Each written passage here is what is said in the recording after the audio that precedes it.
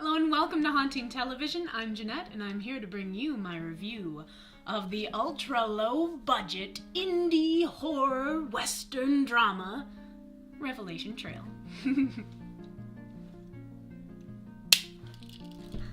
Woo!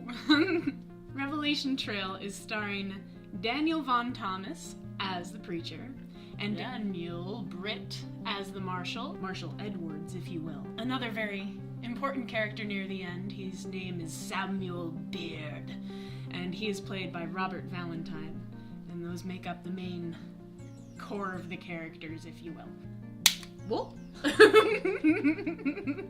Plot-wise for Revelation Trail is the preacher, something really big and tragic happens in the preacher's life, and during a zombie outbreak in this very small town in western somewhere USA, he and the Marshal end up teaming up and getting the heck out of Dodge because there are, the undead are coming back to life and cannibalizing other humans. Yeesh!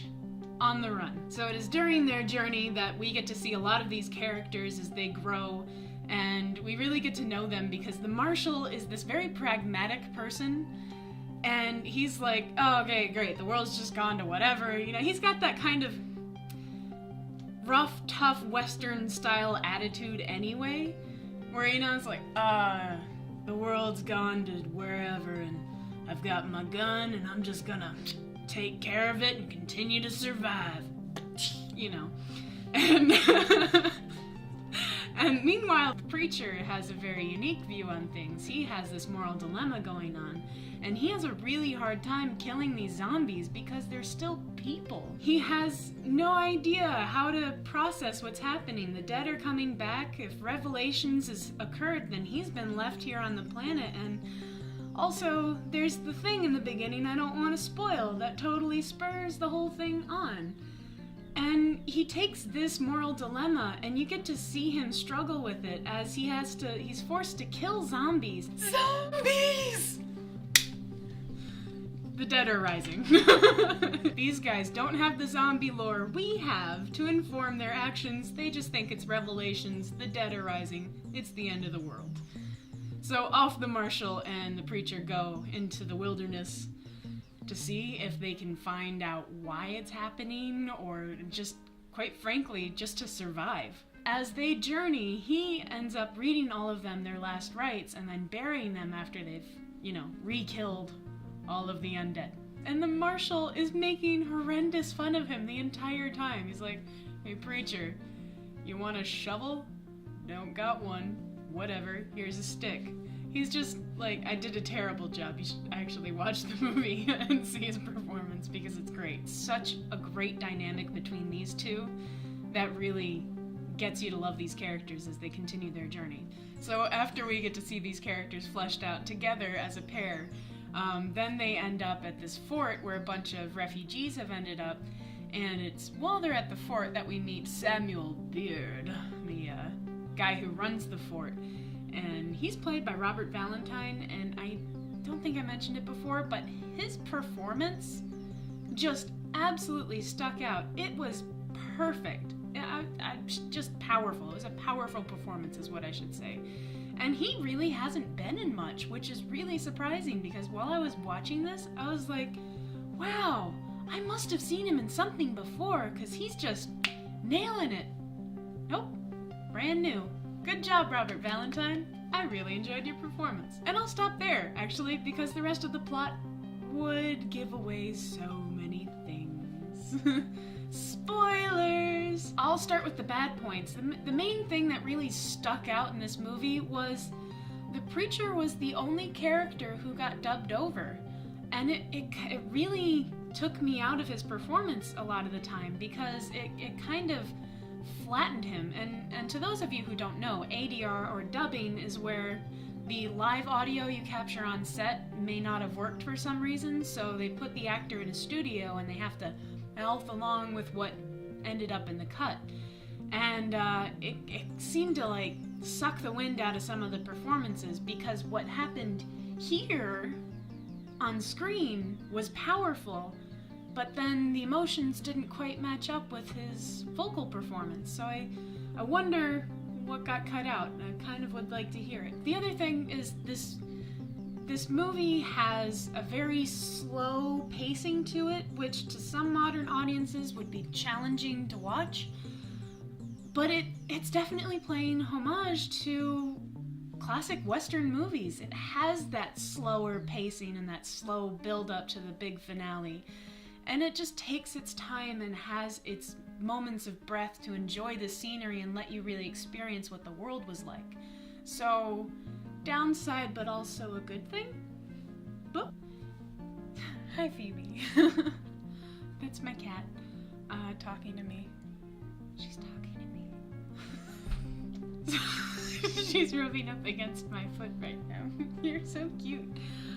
Anyway, so there's a scene right in the middle of this movie where there's an explosion, and it's like, I know they wanted to progress the preacher a lot and get him to really accept his fate, but it was done in such a way that just felt kind of bumbly and awkward and kind of funny, and I don't think that's what they were going for.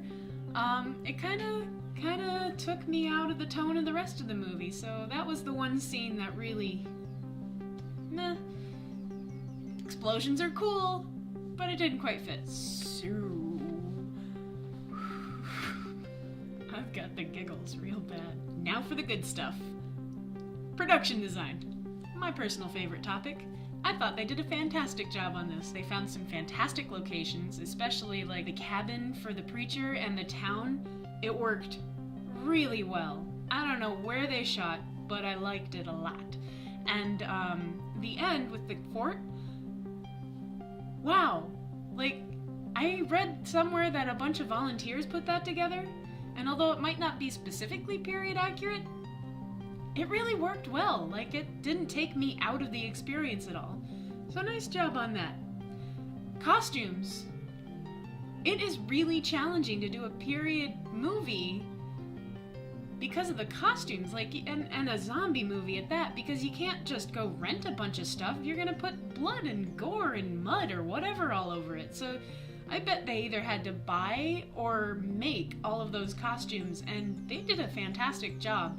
Especially the preacher and the marshal. Like, I loved that they started off like really stripped down, and then as they went, they kind of collected things from people, from unpeople, if you will, and they slowly built up what their final look was, and I thought that was a great use of, you know, the storyline, and that's my cat making noise over there.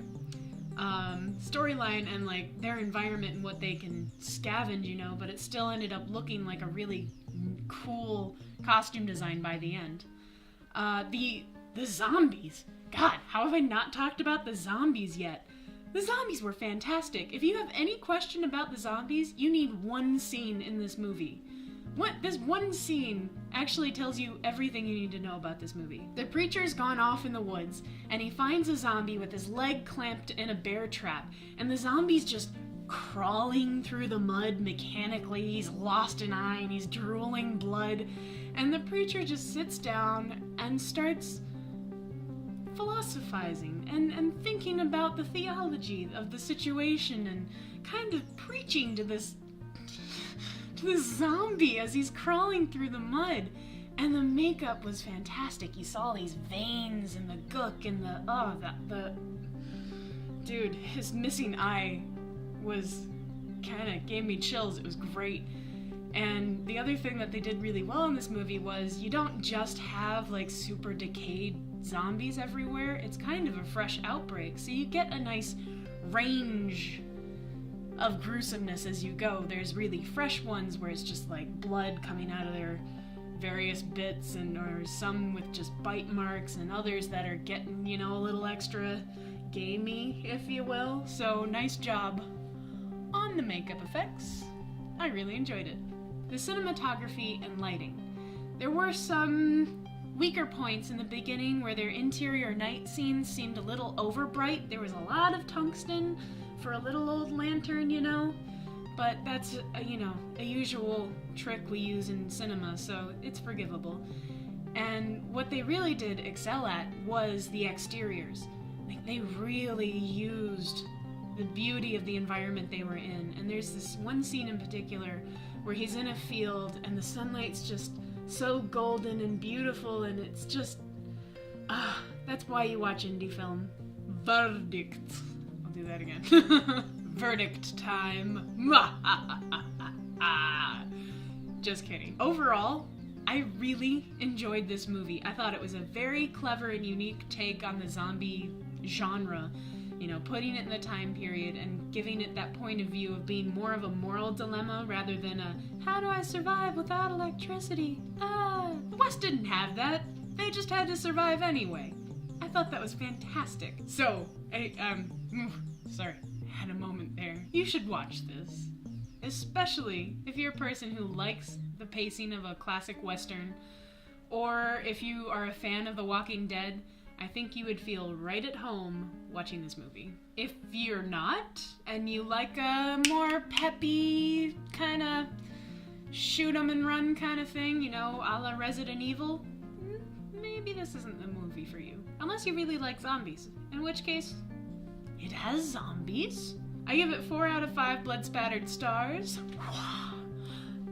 Loses the 1 because of those negative things I said before, but the 4 that are here are strong, blood-spattered things of pointiness. It is an awesome movie, and you should watch it. And you can do so by looking down in the description land, where we have the links to the trailers and where you can buy it or watch it, etc., etc.